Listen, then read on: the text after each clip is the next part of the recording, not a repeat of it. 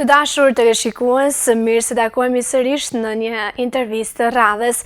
Këtë herë do të shtjellojmë një temë e cila lidhet ngushtë edhe me pjesën e trashëgimisë apo edhe pjesën e vlerave kulturore dhe sa i përket edhe pjesës së katolicizmit, le ta themi ashtu.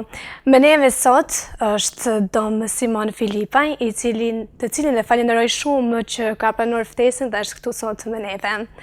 Faleminderit.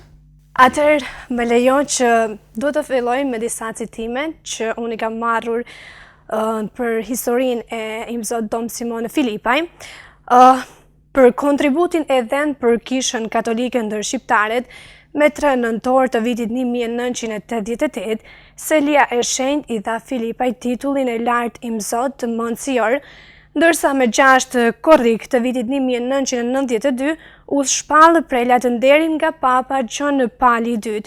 Është i pari dhe i vetmi në të gjitha kohrat që ka përkthyer tërësisht Biblën në gjuhën shqipe, nga fillimi deri në fund.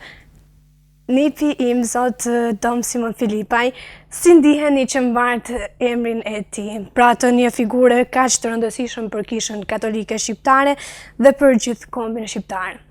Po, për mua është një nder, është një kënaqësi që me kanë pasardhësi i Dom Simonit, Monsignor Simonit Filipaj, këtij personi shumë të rëndësishëm për kulturën shqiptare, për mënyrë të veçantë për katolicizmin, është njëkohësisht edhe një barr për arsye se personat të atij kalibri, të atyre përmasave si njerëzore dhe kulturore, lindin një herë në 100 vjet. Kështu që është një kënaqësi, është një nder, por njëkohësisht edhe një barr, por do mundohemi sipas mundësive tona, ndoshta edhe në këto kushte më të mira, më të lehta se sa ka vepruar ai, me dhanë edhe ne një kontribut modest në këtë fushë, në këtë lami të kulturës edhe të fesë.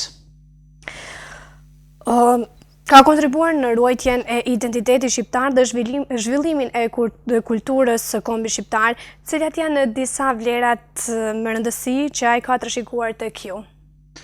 Po, imzot Simon Filipaj, përveç se ka qenë një klerik i përkushtuar në detyrën e tij, në thirrjen e tij si meshtar, ka qenë shumë i afërt me popullin, ka qëmtu folklor si në zonën e Ulqinit, ku ka përfunduar misionin e tij, por edhe në zonën e Malësisë, sepse për disa vite ose pjesë e para të punëve të tija, shërbimit të tij pastoral, i ka kryer këtu në Malësi, në Triesh, në Koj, në Grud, edhe njerëzit e njohin Dom Simonin, i ka dhënë diçka ndoshta në atë kohë edhe këtyre trojeve këtu, por sipas dëshmisë së tij ai ka marrë shumë përsa i përket kulturës, përsa i përket oratorisë, edhe është mundu që ato vlera të popullit ton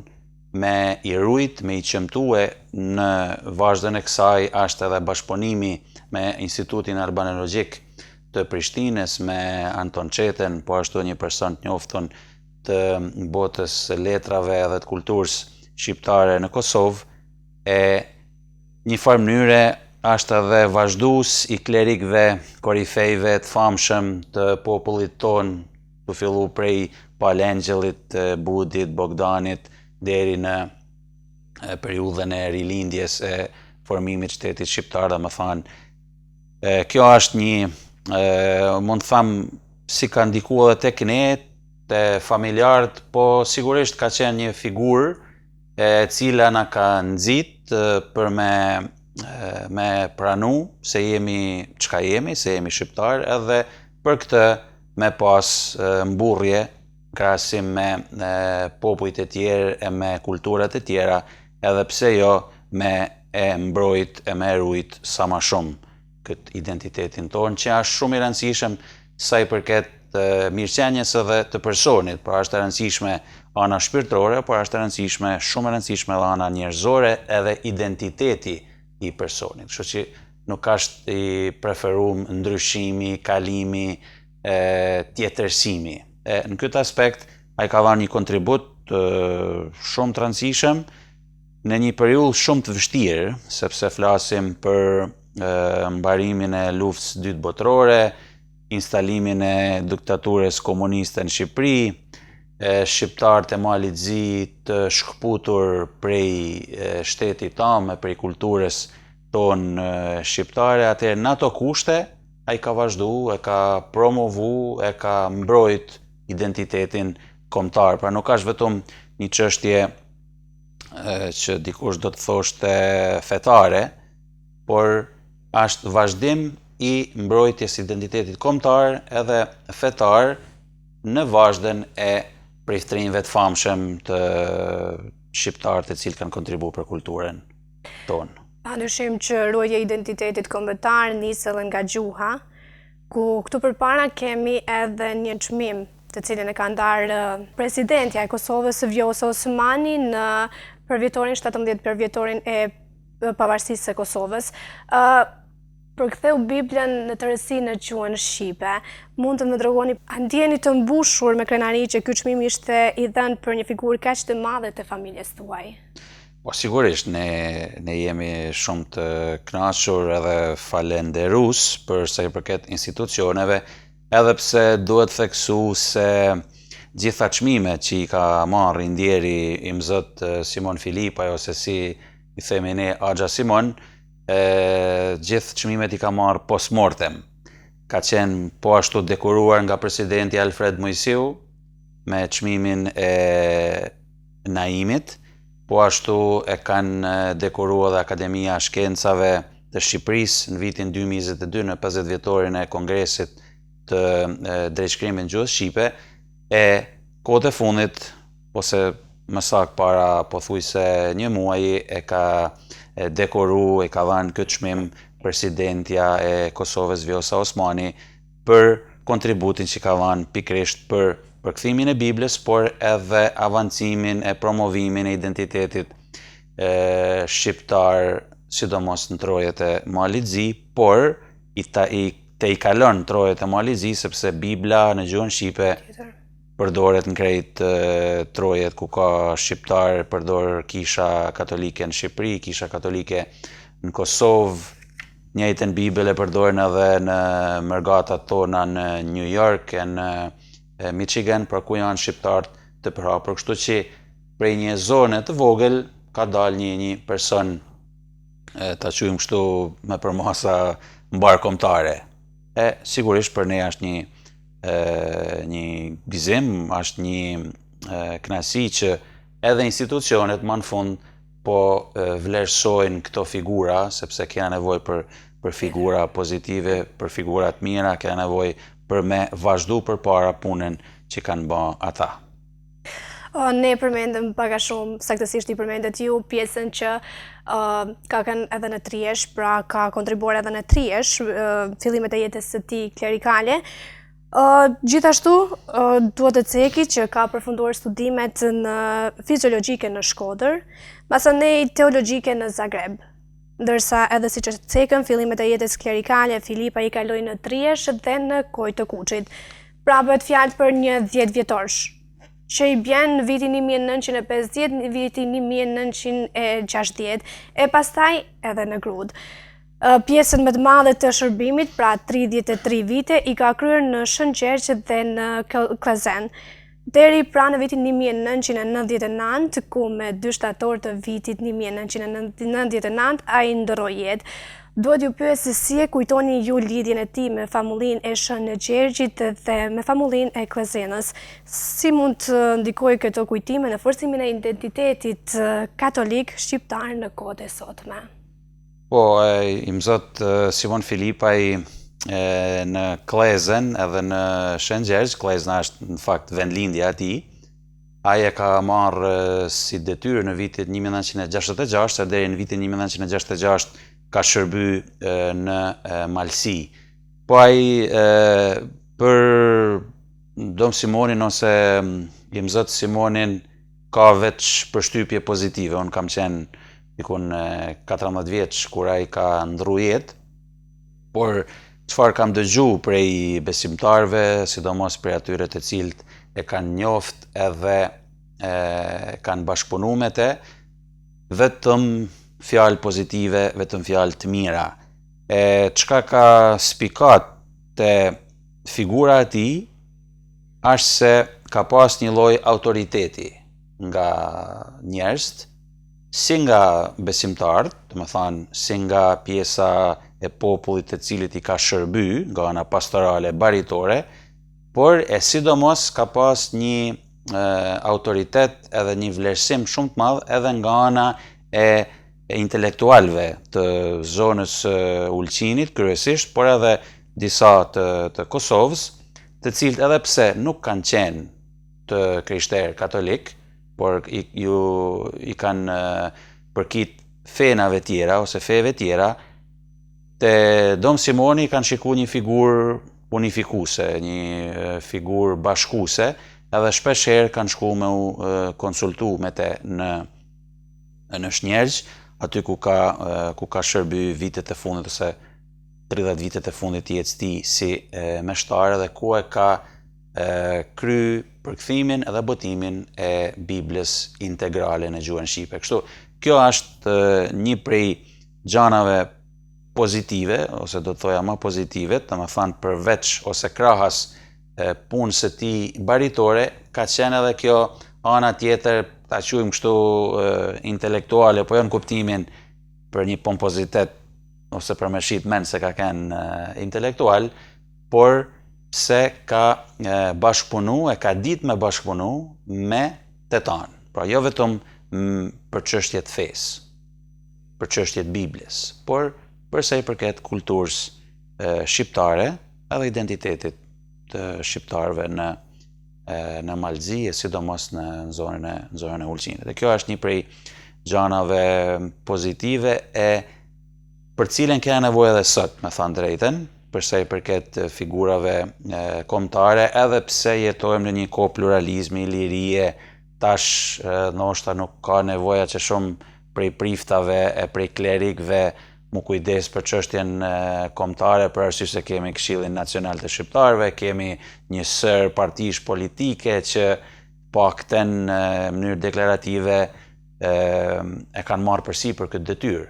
Por në momentet kur ato dështojnë ose nuk e kryjnë misionin kombëtar, atëherë duhet prap jenë figurat fetare, klerikale, të cilat japin kontributin përtej çështjeve të fesë. Pra mu marrë dhe me çështje kombëtare, se si thash, identiteti nacional, kombëtar, është i rëndësishëm. Është i rëndësishëm, se personi zhvillohet tërësisht kur e realizon në përputhje të identitetit të tij. Pra, nuk është mirë as për nga ana shpirtërore, as nga ana psikologjike, që personi me u tjetërsu, pra mu ba diçka tjetër. E tesh ne këtu në Malzi, sidomos shqiptarët, ndoshta jemi në një pozitë të pafavorshme, për arsye se shteti ka një kulturë tjetër, ne mund të themi çfarë dojmë, i kemi miq, i kemi kojshi, por është një kulturë slave. Edhe ne e kemi për detyrë me rujt kulturën tonë, me avancu kulturën tonë, me sidomos mbrezat e ri që vijnë pas nesh. Pra, mos mu dorëzu para disa situatave, por me dhanë edhe kryesore ose shumë e rëndësishme është që mos me pas marrë, mos me pas turp. Ne jemi shqiptarë, nuk jemi më të mirë se tjerë, as nuk jemi më të pavlefshëm se tjerë. Kultura jonë është e vlefshme, kemi edhe figura lokale, nuk kemi vetëm figurat kombëtare si Nanën Tereze, Gjergj Kastrioti, Skënderbeun, për cilat mburremi, po që kemi edhe Imzot Simon Filipaj, kemi edhe këtu klerik të ndryshëm që kanë shërby e që kanë kontribu në këtë aspekt, që mund t'i kemi si shembuj. T'i vlerësojmë këto figura edhe të rrim, pa thëmë kështu, ballë lartë ndaj botës. Po, që kemi më të lehtë të ruajmë gjuhën edhe ta ta përdorim më shumë e kemi, duke marrë parasysh edhe pjesën që në kohën e komunizmit apo më përpara ishte shumë e vështirë që të dilje si klerik, të ishe fetar, pra duhet të ishe në errësirë pak a shumë. Si mendoni se është duke vazhduar gjuha në kohët e sotme? Si është duke u ruajtur? Po, unë nga edukimi familjar edhe me qenë se kemi pas në familjen tonë, pra një figurë kështu espikatur e fort nga ky aspekt, Don Simoni ose i mëzot Simon Filipaj. Po, sot gjuha rrezikohet, unë nuk jam gjuhtar, jam kështu për hobi ose kam qef me lexu, kam qef me studiu gjuhën edhe me u mundu sa ma shumë mi e fol gjuhën në mënyrë të pastër, sepse e kemi gjuhën e pastër, e kemi edhe gjuhën e bukur edhe të pasur me fjalë të ndryshme edhe sidomos me shprehje idiomatike. Duhet rinin pak ma tepër me mësu me përdor fjalorin, pra me ba disa gjana jo popullore sot. Rreziku është që gjuha me përfundu vetëm në disa koncepte elementare ose bazike, ashtu quajtuna gjuha që flitet në shtëpi. Kjo rrezikohet për gjuhëve të huaja, rrezikohet për gjuhës malazeze, sepse ne jetojmë Malzi edhe pjesën e madhe të shtypit e kemi në gjuhë tjetër, që nuk është gjuha shtetit, po nuk është gjuha jo, nuk është gjuha e nanës. Nga ana tjetër kemi edhe gjuhën tashmë ndërkombëtare, gjuhën angleze, e cila nuk ka hi në dyert kryesore, por futet nëpër dritare ose nëpër, si thojnë ata, pejders për mas shtëpie. Pra ato që e rrezikojnë në varfërimin e gjuhës. Edhe një gjatë tjetër, sidomos për ne në Malzi, ose për shqiptarët jashtë trojeve, ose shqiptarët në trojet etnike, është rreziku që ta konsiderojmë, pra si thash, gjuhën shqipe si një formë primitive ose vetëm në nivelin e dialektit, tuj hup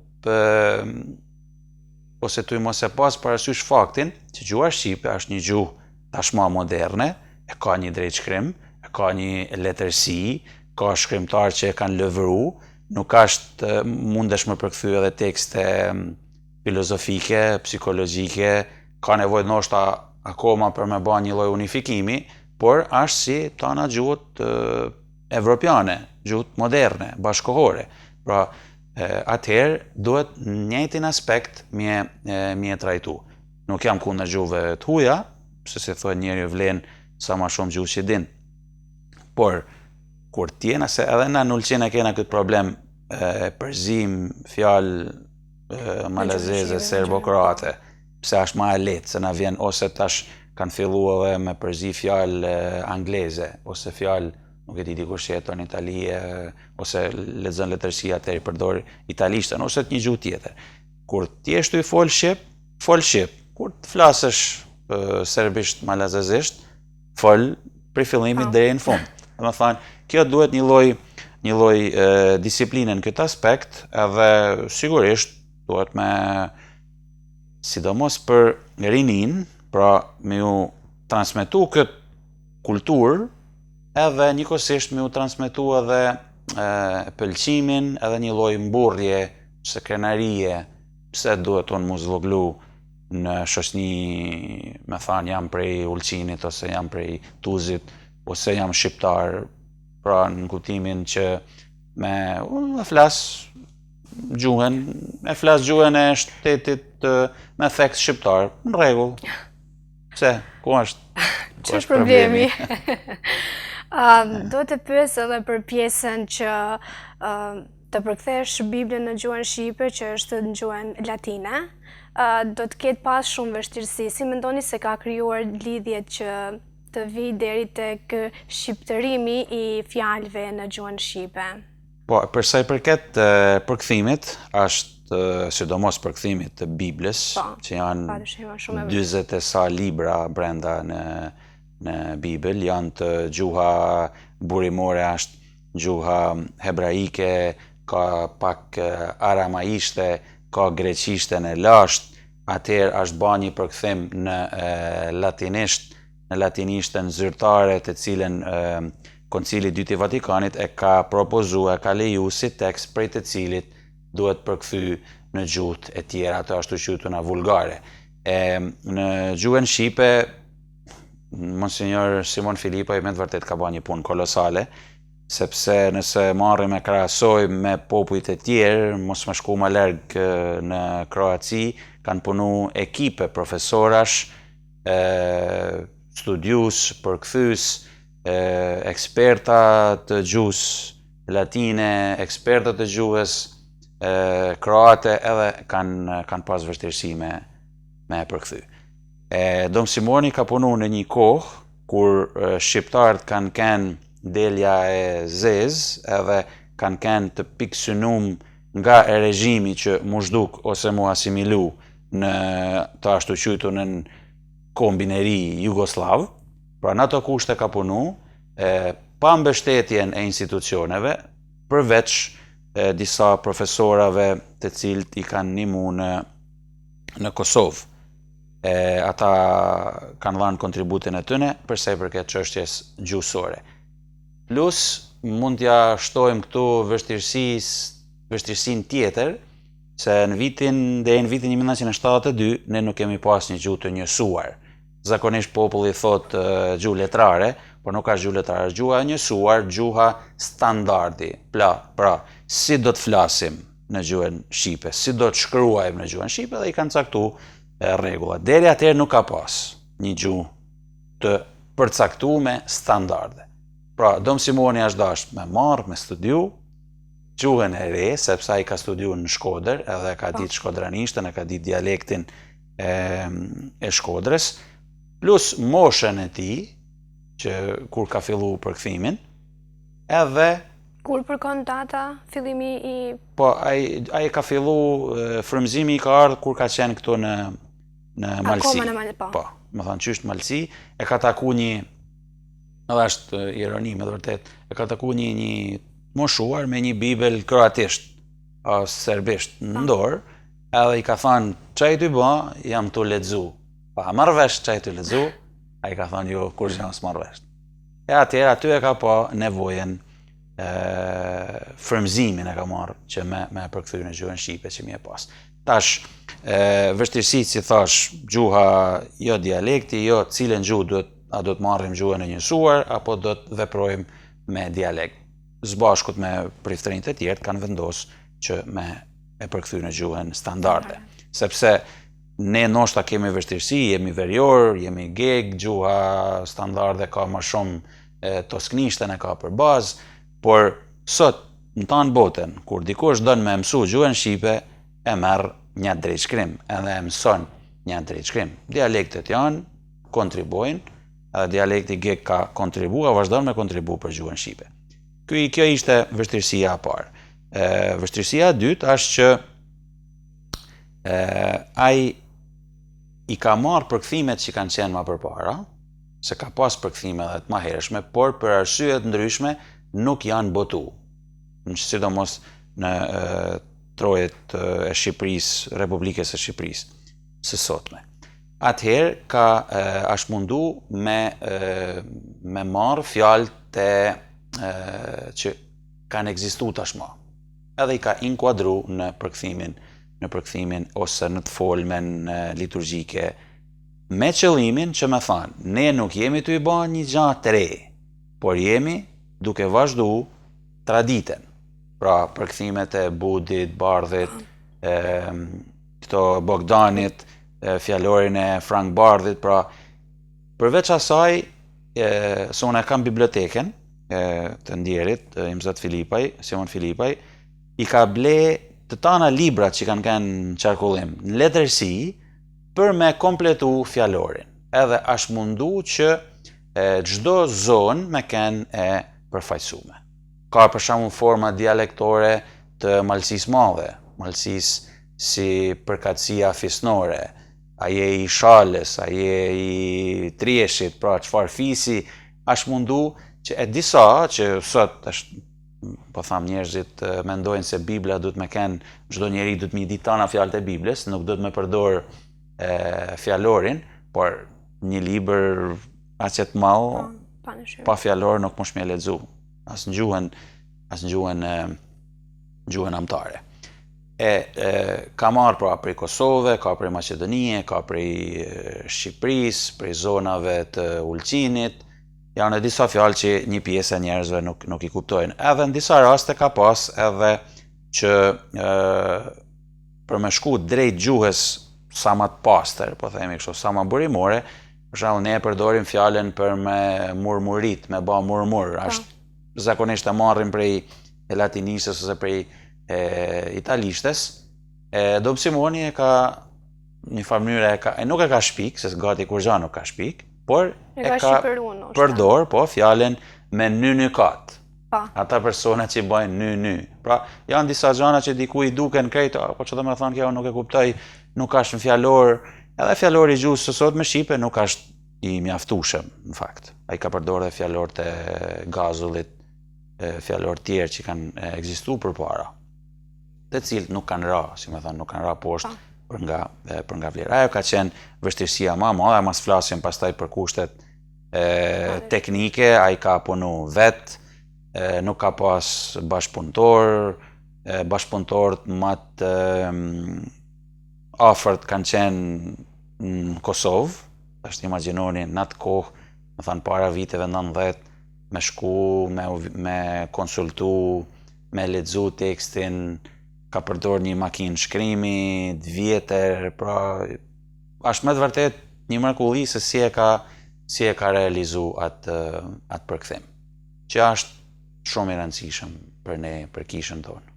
Padyshim, dhe në vitin 1994 ja dorëzon Papa John Paul II. Po. Dhe padyshim që nuk është vetëm kontribut i fesë, por padyshim është edhe kontribut i vlerave kulturore shqiptare. Dhe si përfundim duhet të pyes se si e mendoni se mund të promovohen vlerat dhe mësimet që i mësot Filipa i la pas, jo vetëm në aspektin shpirtëror, por edhe në atë kulturor dhe shoqëror, për të inkurajuar brezin e ri të angazhohet në zhvillimet e kulturës dhe traditës shqiptare. Po, aja një gjaja ma thjesht ose ma natyrore do t'ishte leximi i Biblës. Më thanë, merne, lexonje, konsultojeni me te, pse jo përdorni edhe fjalor për fjalë të cilat nuk dihen. Ka persona që e lexojnë si fjalën e Zotit, ajo është fjala e Zotit për ne të krishterët katolik, pra ta përdorim për çdo ditë, ta lexojmë nga një faqe ose një kapitull, ndërsa për ata të cilët janë kurioz, nuk janë të krishterë, nuk besojnë si të krishterë, mundën me lexu si një vepër letrare. Është e bukur, ka histori që i flet njerëzimit, është pjesë e kulturës botnore. Për ne, shqiptarët, ka një domethënie të veçantë për arsye se tekstet e lashta që i kemi të gjuhës të shkruara janë biblike. Domethënë, kjo është një tregues se kultura jonë, edhe pse nuk jena hebrej, por në kulturën tonë është goxha e përfshirë kjo kultura biblike. Po, gjithsesi, kjo do t'ishte çështja përse i përket Biblës. Nga ana tjetër, çështja kombëtare. Ajo çka pak a shumë thash, nuk kam qejf me thënë me kenë krenar, por të paktën përdore një term më të butë, mu mburr për atë çka jena, mas me në ardhë marre, edhe unë kisha thënë një rast prej Dom Simonit. Dom Simoni ka përfundu studimet universitare në vitin 1950 në Universitetin e Zagrebit. Edhe Dom Simoni, si pjesa ma madhe e shqiptarëve në Malzi, ka pas një mbiemën që ka përfundu me viç. Ai nuk ka dasht që në diplom me i figuru mrapa shtesa viç. Si thash, na nuk kena kur gja kundër mrapa shtesave viç, por nuk na përkasin neve. Ne me ba me ken malazez, me ba me ken serb, bosnjak, kroat, në rregull. Por ne jena shqiptar, atëherë është mirë me ba edhe këto veprime konkrete. Jo për fanatizëm, për në një nacionalizëm, nuk di se si munen sot mu shprej njerëzit, po thjesht me ken njaj qka je. Edhe leximi i Biblës do t'jetë i pari, e di se kjo është një çështje shumë delikate në popullin tonë, se jena disa janë të lidhën për këto mbiemra, por unë kisha me thënë Dom Simoni në kushte shumë më të vështira, shumë më të këqija, pra kur me të vërtet kena kënë trazikum, kena kënë sulmum si popull që me na zhduk politika e Tito se si kanë funksionu atëherë, e sot kena lirin, ta shfrytëzojmë lirin, pa frikë, pa marrë, je ai që je, pse do të me kënë dikush tjetër, ose me ba dimek se je dikush tjetër. Se një mbiemri nuk na ban as ashtu as kështu, por të pakten me kënë një farë mënyre të vërtet. Kjo do t'ishte edhe një lëvizje e mirë, në tana konfesione, dhe më thënë, jo vetëm të krishterët katolik, po edhe antarët e popullit shqiptar që janë të fesë muslimane, edhe ata ka njëjtin problem. Kjo është kishte me kënë një gjë e bukur. Edhe në vazhdën e shembullit të tij, të Imzot Simonit. Dom Simon, unë të falenderoj sinqerisht shumë edhe për pjesën edhe për pararësit e tu që na kanë dhënë një gjë shumë të me vlerë për neve që e gëzojmë në kohët e sotme. Atëherë të dashur teleshikues, kjo ishte e gjitha për intervistën që kemi pasur sot. Unë ju falenderoj për vëmendjen tuaj dhe ne shihemi në intervistat e radhës.